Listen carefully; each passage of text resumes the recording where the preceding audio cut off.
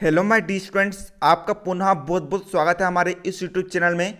तो आज के इस वीडियो में हम अच्छे से पढ़ने वाले हैं क्या, क्लास 9th इंग्लिश भीव का लेसन 11 का नाम क्या है, इफ़ आई बेयर यू। तो हम लेसन 11 की आज समरी समझने वाले हैं हिंदी में, और साथ ही में उसके इंपॉर्टेंट क्वेश्चन आंसर को देखने वाले हैं। सारे इंपॉर्टेंट क्वेश्चन आंसर को हम देखने वाले हैं, तो मैं आपको बहुत ही बेहतरीन तरीके से समझाने वाला हूं। तो इसके लिए आपको वीडियो को शुरू से लेकर अंत तक जरूर देखना है। चलिए अब हम वीडियो को बिना किसी देरी के शुरू करते हैं। तो जैसा देख सकते हैं, ये जो कहानी है ना, ये एक घुसपैठिया की कहानी है। घुसपैठिया या फिर हम इसे चोर भी कह सकते हैं। बहुत ही सरल है, बहुत ही मज़ेदार कहानी है यार, आसानी से समझ में आएगी। बहुत ही मज़ेदार कहानी है ना। ये किसके बारे में कहानी है दोस्तों? ये एक चोर के बारे में कहानी है। वे एक नाटककार जीरोड के घर में घुस आया था, है ना। उस कहानी में दूसरा पात्र कौन सा है? एक नाटककार है, और नाटककार का नाम क्या है? जीरोड नाम है। यह बात को याद रखना। परंतु उसे यह पता नहीं था कि कॉटेज का मालिक नाटककार है ना। जो घुसपैठिया है उसे वे घर में तो घुस जा रहा है, लेकिन उसे यह पता नहीं कि जो मकान का मालिक है वह भी एक नाटककार है। उसे केवल इतना पता था कि उसका नाम जीरोड था, है ना। उसने उसके बारे में थोड़ा बहुत सुन रखा था। उसे यह पता था कि जीरोड एक रहस्यमय व्यक्ति था, है ना। रहस्यमय व्यक्ति अर्थात उससे खुद को नहीं पता था कि वे कौन है, क्योंकि वे नाटककार था, है ना। वे खुद उसके घर में पहली बार घुस रहा था। वे एसेक्स के बाहरी इलाके में रहता था, है ना। एसेक्स क्या है? एक स्थान का नाम है। जीरोड अपनी सभी वस्तुएं फोन पर मंगवाता था और कभी व्यापारी से नहीं मिलता था, है ना।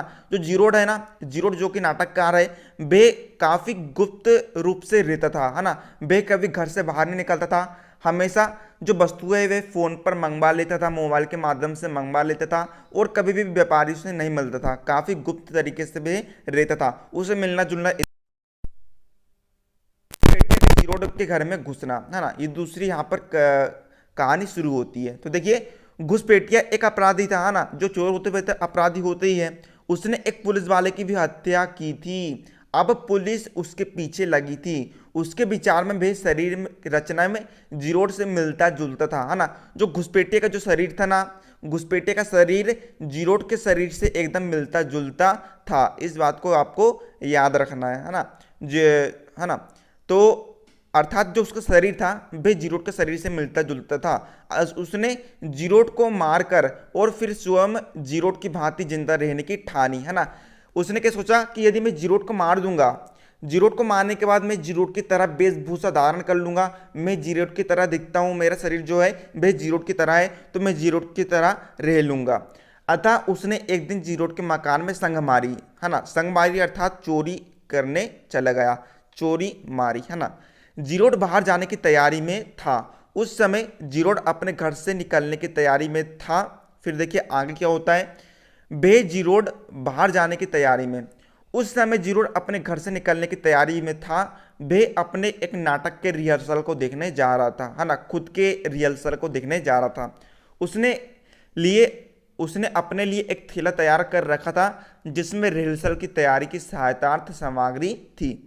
अब देखिए आगे क्या होता है। जो वे जीरोड के घर में घुस जाता है, और घुसपैठिया एक बंदूक को तान लेता है और जीरोड को धमकाता है कि रुक जाओ, मैं तुम्हें गोली मार दूंगा, है ना। तो देखिए आगे यही लिखा है, आप जैसा चित्र में देख सकते हैं। चित्र में आपको बहुत ही बेहतरीन तरीके से समझ में आ रहा होगा।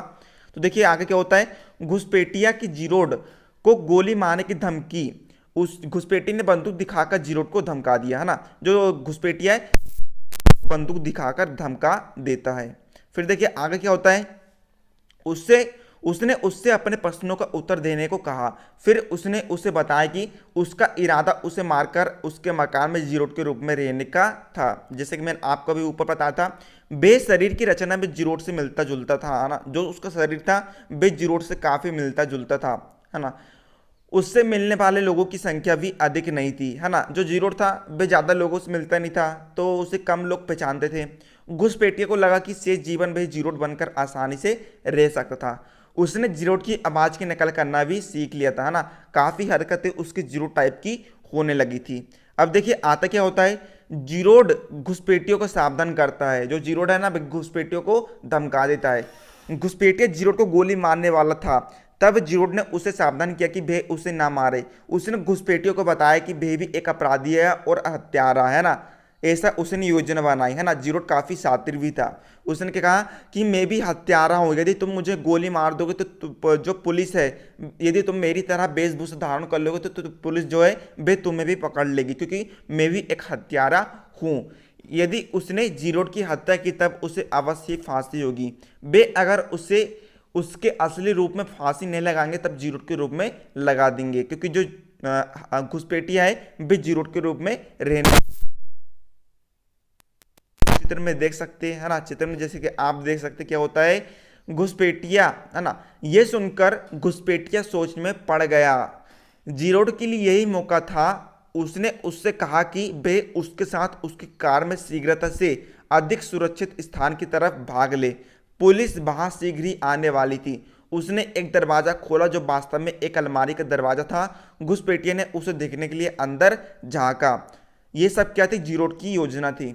घुसपैठिया को है ना, तब जीरोड ने उसे धक्का दे दिया, है ना। जो घुसपैठिया था वे अंदर झांक रहा था तो जीरोड ने उसे पीछे से एक धक्का मार दिया। जैसे ही घुसपैठिया का पैर अलमारी के अंदर पड़ा रिवॉल्वर पर गिरा, जीरोड ने एक क्षण में दरवाजा बंद किया और रिवॉल्वर उठा लिया। रिवॉल्वर यानी क्या होता है, बंदूक। फिर उसने पुलिस को घुसपैठिया को पकड़ने के लिए बुलाने के लिए टेलीफोन कर दिया। तो काफ़ी मज़ेदार कहानी थी, है ना। तो इस प्रकार से जीरोड ने घुसपैठिया को जाल में फंसा दिया था। उसने क्या करा, मतलब कि अंदर जैसे घुसपैठिया ने झांका अलमारी के अंदर, उसने उसे धक्का दे दिया। धक्का देने के बाद उसका पैर किस पे पड़ गया, एक बंदूक पर पड़ गया। और बंदूक जैसे दिखी तो क्या करा, जो जीरोड है उसने उस बंदूक को उठा लिया और पुलिस को फोन लगा दिया। अब घुसपैठिया कुछ भी नहीं कर सकता था। तो इस प्रकार से यहाँ पर आपकी कुछ कहानी है। उम्मीद है आप सभी को समझ में आ गया होगा। चलिए अब हम बढ़ते हैं अपने किसकी तरफ, इंपॉर्टेंट क्वेश्चन आंसर को देख लेते हैं।